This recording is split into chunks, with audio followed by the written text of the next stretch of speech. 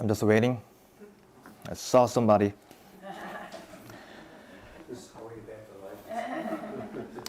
So good morning. So just a couple of weeks ago, we had the Paris Olympic going on. And who doesn't like sports? I love sports like swimming and football or what have you. So I enjoyed quite a bit watching some of them on TV. And no surprise, during the Olympics period, the words of training and self-discipline came to my mind a lot, with the thought that it's really an important part of our spiritual life too. At least there is one difference, that we are not really competing with each other for a prize here and trying to be the best. Anyway, I came across a story of Daniel, who I came to think was a wonderful example that shows us what spiritual self-discipline can be like. The story is in the book of Daniel chapter 1, where he stays undeterred despite the overwhelming circumstances that he's under. He does not give in. So here's the reading from Daniel chapter 1, verses 1 through 8.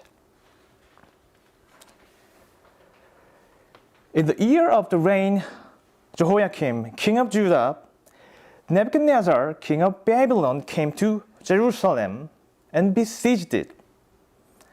And the Lord gave Jehoiakim, king of Judah, into his hand with some of the articles of the house of God, which he carried into the land of Shinar to the house of his God. And he brought the articles into the treasure house of his God. Then the king instructed Ashpenaz, the master of his eunuchs, to bring to Babylon some of the children of Israel, some of the king's descendants, and some of the nobles, young men in whom there was no blemish, but good-looking, gifted in all wisdom, possessing knowledge, and quick to understand, who had ability to serve in the king's palace, and whom they might teach the language and literature of Chaldeans. And the king appointed for them a daily provision of king's delicacies and of the wine that he drank. And 3 years of training for them, so that at the end of the time they might serve the king. Now from among those of the sons of Judah were Daniel, Hananiah, Mishael, Azariah. To them, the chief of the eunuchs gave names. He gave Daniel the name Belteshazzar, to Hananiah, Shadrach, to Mishael, Meshach, to Azariah, Abednego. But Daniel proposed. In other words, he was determined in his heart that he would not defile himself with portion of the king's delicacies, nor with the wine which he drank. Therefore, he requested of the chief of the eunuchs that he might not defile himself. So the story starts off with what we know as the Babylonian captivity. Babylon comes and takes over Jerusalem, and they also take with them most brilliant and prestigious people of Israel back to Babylon. And among those is Daniel, who is selected for special training for 3 years. And he will be provided with good food. The king's food, not Judah's king, but the Babylonian king. Note that the king's aim is to make this young, brilliant man become like one of them, one of his servants. And I guess his tactic is a fine one. He will even provide his loyal food to him, and things will go as the king's plan unless something else happens. And here Daniel goes. His response is resistance. So how then does this story tie into our story? We can think of this story and Daniel as when we have become extremely vulnerable, like those captives taken to Babylon.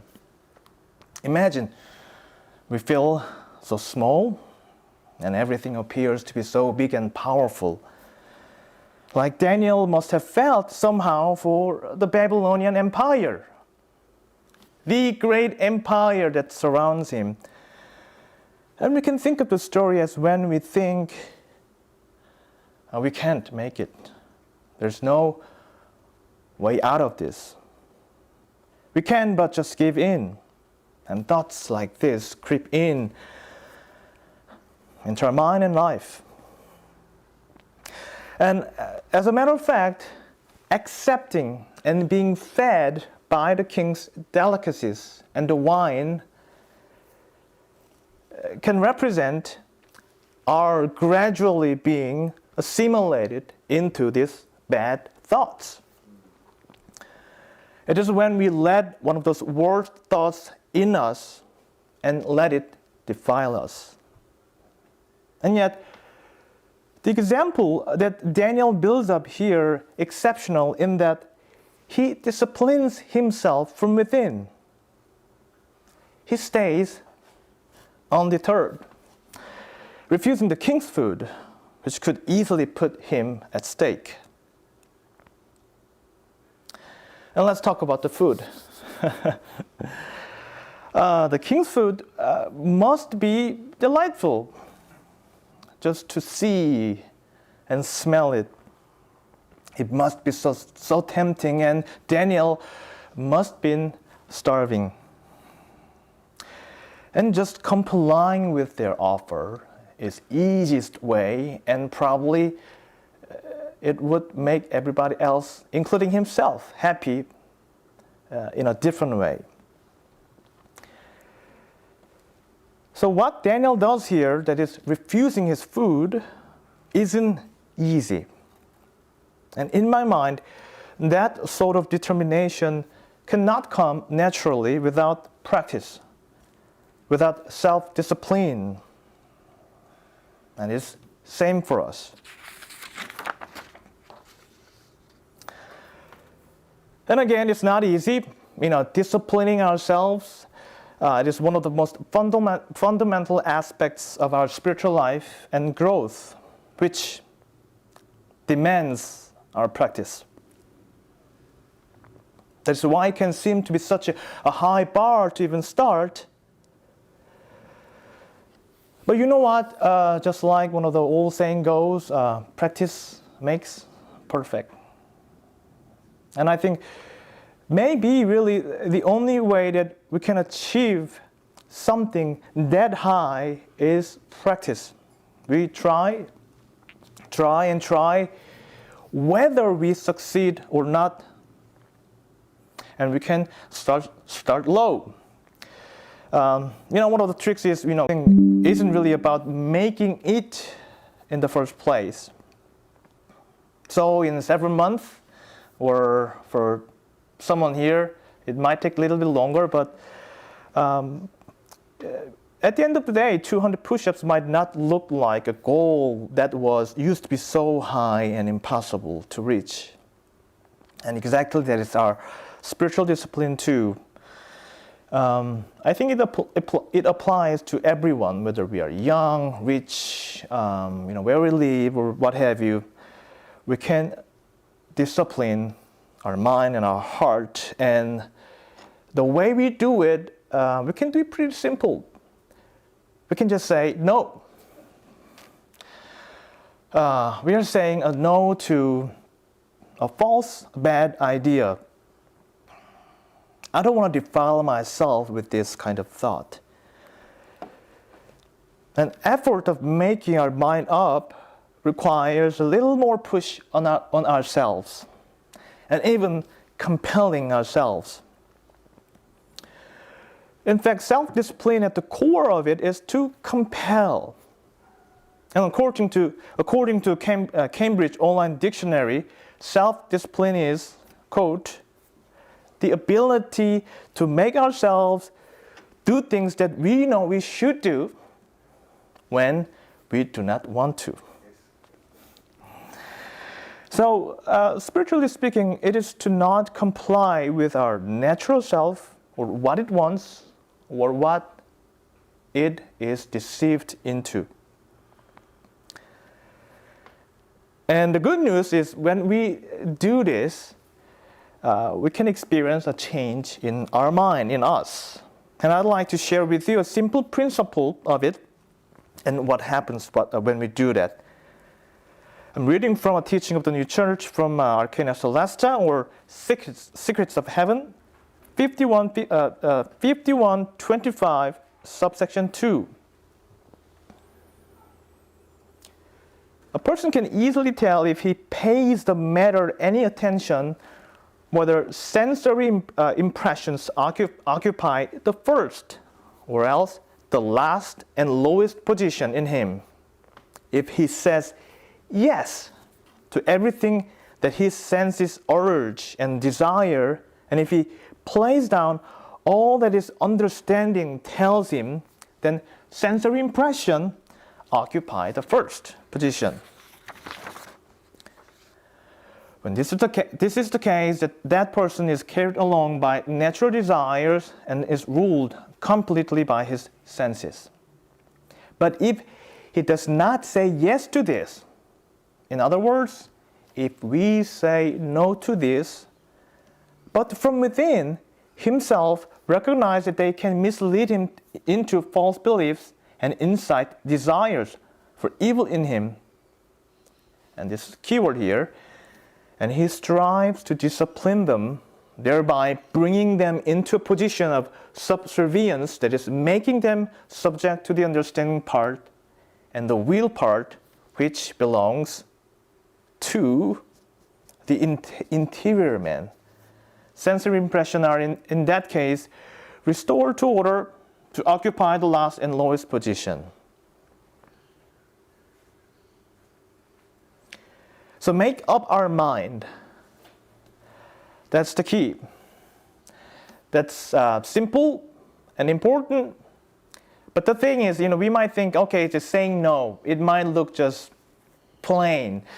But when we look deeply into the matter, there's a lot going on. It engages a deeper level of our mind where the Lord is present and He's working with us.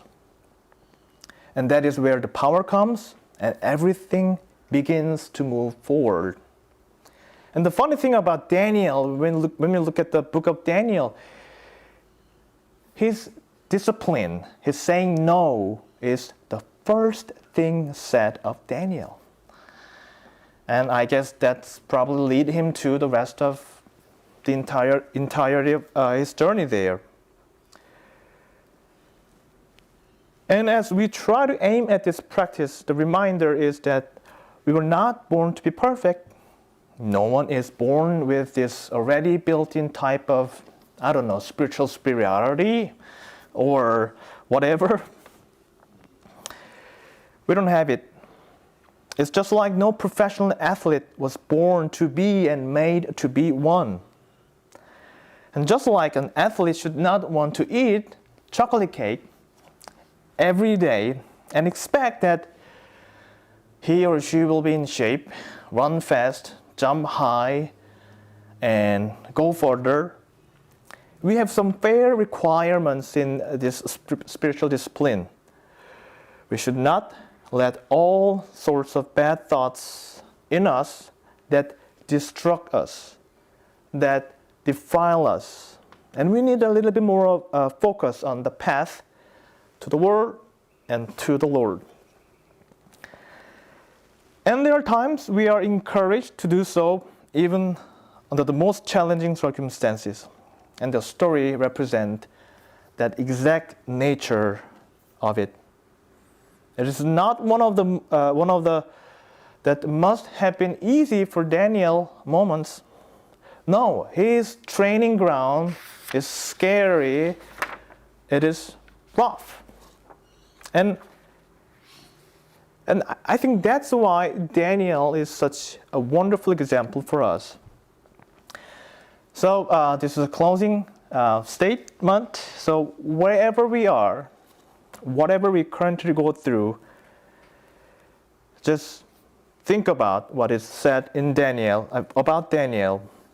Daniel proposed, again in other words, he was determined in his heart that he would not defile himself. And just like him, we can say, no, we don't want to defile ourselves. Amen.